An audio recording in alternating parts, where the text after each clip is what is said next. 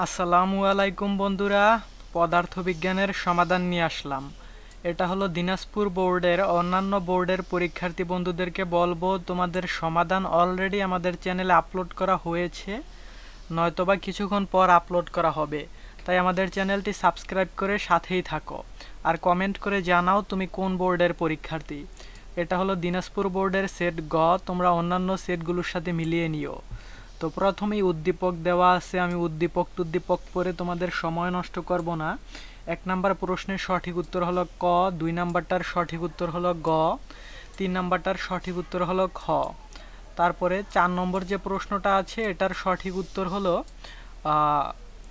একক ভেক্টর, ঠিক আছে। তারপরে তোমাদের যে 5 নম্বর প্রশ্নটা রয়েছে, 5 নম্বরে বহুপদী প্রশ্ন, এটার সঠিক উত্তর হলো 1, 2 ও 3। 6 নম্বরে হলো ক, 7 নম্বরে হলো ক, 8 নম্বর প্রশ্নের সঠিক উত্তর হলো গ, 9 নম্বর প্রশ্নের সঠিক উত্তর হলো খ। তারপরে 10 নম্বর যে প্রশ্নটি আছে এটির সঠিক উত্তর দাগানো হয়নি, পরবর্তীতে জানিয়ে দেওয়া হবে। তারপরে 11 নম্বর প্রশ্নের সঠিক উত্তর হলো খ, 12 নম্বর প্রশ্নের সঠিক উত্তর হলো গ, 13 নম্বর প্রশ্নের সঠিক উত্তর হলো গ, 14 নম্বর প্রশ্নের সঠিক উত্তর হলো গ 4 গুণ, 15 নম্বর প্রশ্নের সঠিক উত্তর হলো ক, 16 নম্বর দাগানো হয়নি, 17 নম্বর প্রশ্নের সঠিক উত্তর হলো 5 অর্থাৎ গ নাম্বারটা, 18 নম্বর হলো ক, আপেক্ষিক আর্দ্রতা বেশি হবে।